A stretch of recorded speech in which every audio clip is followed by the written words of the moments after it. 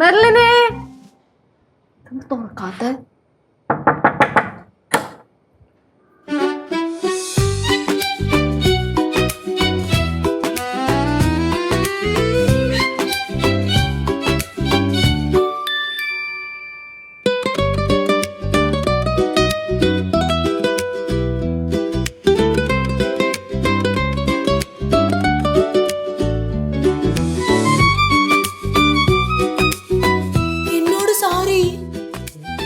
എന്തായാലും നീ ഉടുക്കുന്നതിനെക്കാട്ടി നല്ല ഭംഗിയുണ്ട് മെറിലിനുടുത്തപ്പം.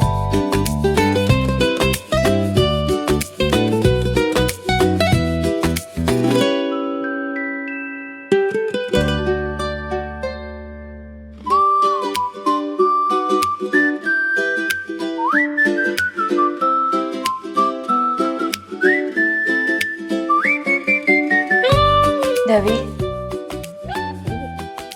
തീവണ്ടി ആപ്പീസിൽ കണ്ടുന്ന് പലരും പറഞ്ഞു. ഇപ്പോഴാണോ വീട്ടിലേക്ക് വരാൻ തോന്നിയത്?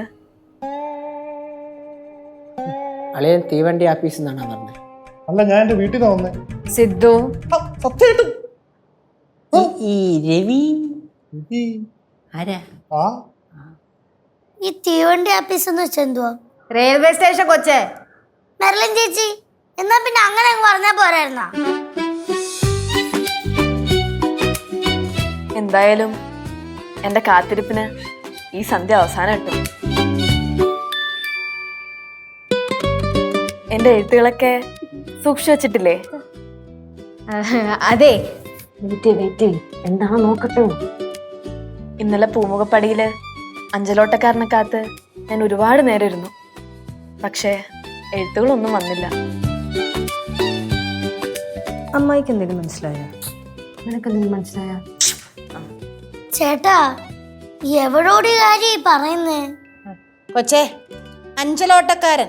പണ്ട് പോസ്റ്റ്മാനെ അങ്ങനെയാ പറയുന്നത്. അങ്ങനെ ഒരു പേരൂടെ ഉണ്ട്, അഞ്ചലോട്ടക്കാരൻ. അങ്ങനെ ഒരു പേരുണ്ടല്ലേ? ആ, അങ്ങനെയൊക്കെ ഉണ്ട്. രവി ഇന്ന് എത്തിയതല്ലേ ഉള്ളൂ. കൊള്ളം നല്ല വൃത്തിയാക്കി ഇട്ടിട്ടുണ്ട്.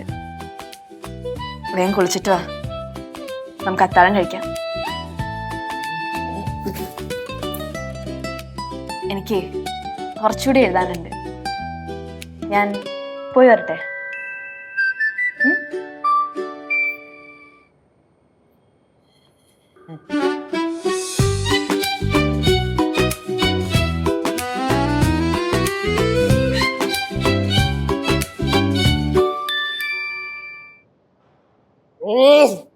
എനിക്കൊന്നും മനസ്സിലാവുന്നില്ല. ഇതൊക്കെ എന്തിനാ എന്റെ അടുത്ത് പറയുന്നേ? എനിക്ക് മനസ്സിലാവില്ല എന്തിനാ പറയുന്നേ.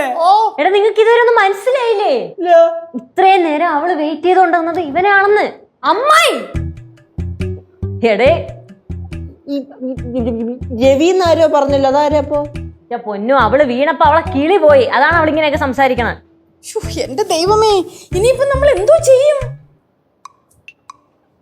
എന്തായാലും ഇതൊരു പൊളിക്കാം.